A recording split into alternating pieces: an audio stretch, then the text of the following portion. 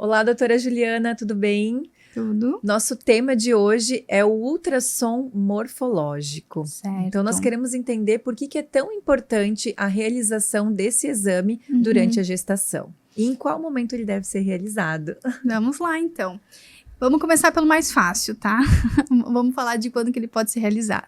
Ele pode ser feito entre 11 semanas e 14 semanas de gestação. Então, é bem no início mesmo, tá? Eu normalmente recomendo fazer entre 12 e 14, porque às vezes com 11 a 12 o bebê é muito pequeno e ainda não se enquadra em algumas tabelas de comparação, tá? Com 12 semanas normalmente dá certo.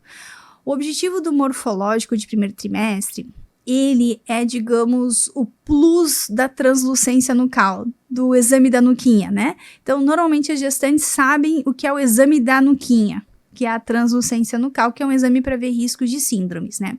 O morfológico, ele seria a nuquinha e muito mais, né? Então, assim, o ultrassom morfológico de primeiro trimestre, ele vai ver riscos de síndromes genéticas. Aí entra a translucência nucal, que é a nuquinha, entra osso nasal, entra válvula tricúspide, regurgitação de válvula tricúspide e entra ducto venoso. Então, quando a gente fala de nuquinha do bebê como marcador de síndromes, a gente só tem esse exame e acabou, tá? Quando a gente fala de morfológico de primeiro trimestre, a gente tem 4 marcadores de síndrome. Então, a gente tem muito mais confiança no diagnóstico. Se a gente tem mais do que um marcador, a gente já fica mais preocupado.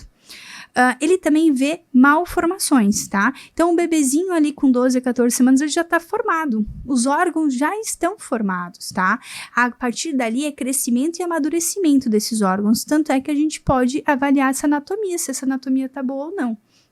Então, nesse exame a gente consegue identificar 50% das malformações, né? Juntando com o morfológico de segundo trimestre, a gente vai ter 80% de detecção de malformações. E existem malformações no primeiro trimestre que a gente só vai conseguir atuar, né, se a gente identificar nessa fase, né? Então, existe uma doença chamada mielomeningocele, tá? O que é isso? Eu vou tentar explicar, que normalmente eu desenho, tá? Mas vamos lá. A mielomeningocele é quando existe uma falha de fechamento do sistema nervoso central do bebê, né? Então, a gente pode ter anencefalia, a gente pode ter acrania, a gente pode, então, ter uma falha lá no final da coluna, tá? E quando a gente tem essa falha, esses nervinhos, eles podem se projetar nessa falha e esses nervos, então, eles não vão funcionar direito. Então, uma criança que nasce com a mielomeningocele, normalmente é uma criança que não vai andar, que vai ter incontinência urinária, vai ter incontinência fecal, e se for menino, vai ter também problemas de ereção, né? Só que se a gente identificar nesse período da gestação ali, entre 11 a 14 semanas, existem equipes no Brasil inteiro, né? Antigamente era só São Paulo, mas agora já tem Curitiba, tem vários lugares que eles fazem cirurgia intraútero, né? Então, a mãe grávida, é feito um corte no útero e é feita uma cirurgia no bebê intraútero. Doido, né? Mas é possível. E aí, quando a gente faz essa correção, então a gente abre ali onde é que estava com esse defeito, fecha direitinho, altas chances do bebê andar, não ter incontinências, né? Então, sucesso absoluto, né? A mielomeningocele é uma situação, assim, grave, uma situação, assim, limitadora dessa criança, mas ainda a criança sobrevive, né? Existem algumas malformações que se a gente não identifica nessa fase e não faz a intervenção cirúrgica, esse bebê pode morrer. Então, aí a gente tem uma doença, uma malformação chamada hérnia diafragmática. A hérnia diafragmática vou explicar da seguinte forma. Entre o nosso tórax e o nosso abdômen existe um músculo chamado diafragma, que separa, literalmente, o tórax e o abdômen. Mas, às vezes, esse diafragma tem uma falha. E nessa falha, pode permitir que órgãos do abdômen se projetem para o tórax, como principalmente alças intestinais. E essas alças intestinais se projetando ali começam a dificultar para o pulmão crescer. E a gente sabe que não sobrevive-se sem pulmão. Então, se a gente não identifica essa hérnia diafragmática na gestação e não faz a cirurgia na gestação, muita chance da gente perder esse bebê. Né? Existem outras situações também, que é a válvula de uretra posterior, isso acontece principalmente em meninos, tá? Na bexiga tá? Né, a ureter, né? A gente tem o rim, o ureter liga rim à bexiga e da bexiga sai a uretra, onde a gente faz xixi, né? Às vezes nos meninos existe tipo uma membrana que se forma na saída dessa uretra e impede que o xixi escoa, porque o bebezinho dentro do útero faz xixi, tá? Muita gente não sabe disso, mas faz. E quando esse xixi não sai pela uretra, esse xixi fica represado. Então, ele vai represando bexiga, ureter, rim. Esse rim, represando esse xixi e voltando, ele acaba ficando sobrecarregado e esse rim pode parar de funcionar. Então, quando essa criança tem essa válvula de uretra posterior, não é feita a cirurgia, tá? Esse bebê pode morrer, por causa que a gente começa a ter, então, a parada de função do rim do bebê. Ou, se esse bebê sobreviver, grandes chances desse bebê ter uma insuficiência renal na infância e precisar fazer hemodiálise e até transplante renal. A principal causa de insuficiência renal na criança é essa válvula de uretra posterior que não foi identificada. Né? Então, são situações graves que podem, então, comprometer a vida dessa criança, tanto sobrevivência quanto qualidade de vida, e se a gente não identifica nessa fase, a gente vai perder, né? Então, na gravidez eu sempre falo que tudo tem fase, tudo tem hora, né? E ali a gente tem uma hora muito importante pra gente identificar. Então, o morfológico do primeiro trimestre é muito importante, tá? Diferente que a nuquinha, só vai ver a nuca. Pronto, acabou. Aumentado risco de síndrome de Down. E outras doenças genéticas, não só síndrome de Down, né? E tem mais uma coisa que a gente consegue ver no morfo de primeiro trimestre, que é a análise das artérias uterinas, tá? Então, quando as artérias uterinas, né, o sangue chega pelas artérias uterinas lá no útero, né, a gente quer que esse sangue escoa de uma forma tranquila.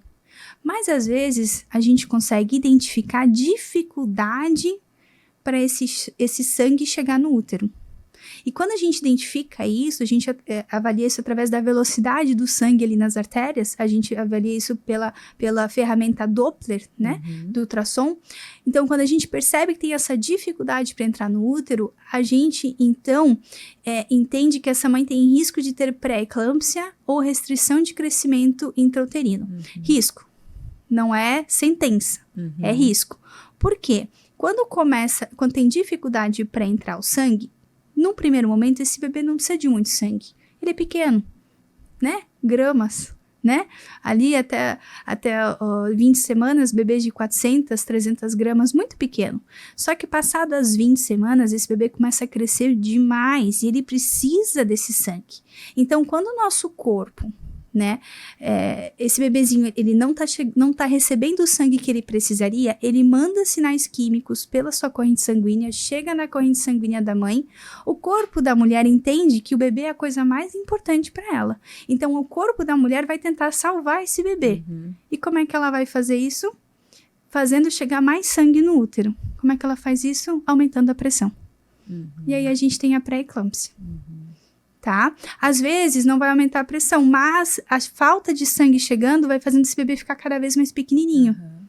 E às vezes, se a gente não atuar, não tirar esse bebê antes da hora, a gente pode ter uma tragédia.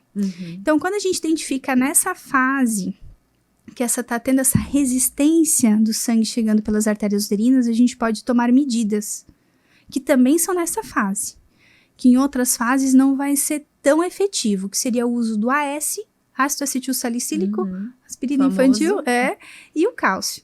Essas medicações fazem melhorar a chegada de sangue no útero. Então, melhora a patência dos vasos sanguíneos, melhora a proliferação vascular, então melhora essa chegada de sangue. E aí a gente pode ter um resultado super legal, né? Eu já tive várias pacientes pré-eclâmpsia, porque é muito frequente, tá? Teve uma paciente que eu achei muito interessante, que a gente identificou, né, esse aumento dessa resistência dessas artérias uterinas lá no primeiro trimestre. Começamos o AS cálcio, e aí eu tirei esse AS cálcio com 36 semanas, que é o recomendado, né? Foi tirar o AS cálcio, na semana seguinte começou a subir a pressão dela. Foi muito interessante, assim, sabe? Então, o AS cálcio, ele serve para prevenir a pré-eclâmpsia? Sim, mas ele também serve para postergar a pré-eclâmpsia. Porque se você tem uma pré-eclâmpsia numa idade gestacional de 24 semanas, né, tragédia, né? Porque pode ser que a gente não vai conseguir chegar muito tempo. A gente pode perder esse bebê ou pode perder essa mãe.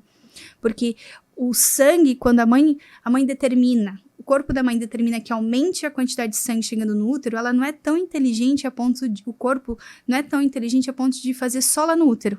Ele aumenta a chegada de sangue no corpo todo. Então vai ter sobrecarga no rim, sobrecarga no fígado, sobrecarga no cérebro. E é por isso que as pacientes com pré-eclâmpsia têm risco de convulsionar, de ter insuficiência renal, de ter insuficiência hepática. Então, tudo isso a gente tenta prevenir, mas a gente não é Deus, né? Então, a gente, às vezes, não vai conseguir, mas às vezes, se a gente conseguir postergar para uma idade gestacional que dá para tirar o bebê, né? Tranquilo, agora você tá ali numa idade gestacional limítrofe, 26 semanas, 25 semanas, se tu tirar o bebê, esse bebê pode morrer? Mas, né, pode ser que se deixar mais um pouquinho, esse bebê fica mais forte. Mas e se a mãe? Como é que essa mãe tá? Então, são decisões muito difíceis. Só que se a gente usa o OS cálcio e ele é efetivo, a gente pode chegar numa idade gestacional que essa decisão não é tão sofrida. É fácil. 37 semanas pré-eclâmpsia, tira esse bebê. Vamos ficar todo mundo vivo. Doutora, voltando ali no morfológico, você falando, me recordei do meu caso. Vamos contar aqui para partilhar. Quando você falou que o corpo da mulher, naturalmente, ele vai tentar salvar a situação, eu tive uma gravidez gemelar. Meu Deus, e numa das ultrassons morfológicas, a gente descobriu que, na verdade, me corrija se eu estiver errada, né? A artéria chegava no útero e aí ela se dividia, porque eu tinha 2 bebês, né? E num deles a gente percebeu que estava tudo ok, e no outro existia uma artéria umbilical única. E aí, quando eu recebi essa notícia, eu fiquei desesperada, né? Porque, assim, acho que toda mãe tem medo da morfológica e quer sair dali com tudo bem, né? E aí, o médico só me falou, olha, nós vamos acompanhar para ver o crescimento do bebê, né? Porque vai estar recebendo menos sangue, menos alimento. E aí, como você fala que o nosso corpo é maravilhoso, o que aconteceu? Naturalmente, essa artéria, ela aumentou de diâmetro, vamos dizer assim, né? Porque eram para ser 2 e era uma só. Isso. Então, ela aumentou de tamanho, ficando no tamanho de uma só. E esse bebê nasceu maior que o outro, inclusive. Houve uma compensação. Que legal. Exatamente. Então, eu digo assim, né? Que maravilha que a medicina traz para nós todas essas possibilidades de cirurgias intrauterinas, mas que o nosso corpo também é muito sábio, né? O corpo, ele é sábio. Ele tenta, assim, ó, a mãe é mãe desde que tem bebezinho minúsculo lá dentro dela. O corpo sempre vai se preparar para o parto, engravidou, o corpo vai se preparar para o parto e vai preferir o bebê. Você já fica em segundo plano dentro do teu próprio corpo quando tu engravida. Teu bebê é mais importante até pro teu próprio cérebro. Doido, né? Maravilhoso. É maravilhoso. Obrigada, doutora. Imagina, até meu prazer. Até o nosso próximo encontro. Até a próxima.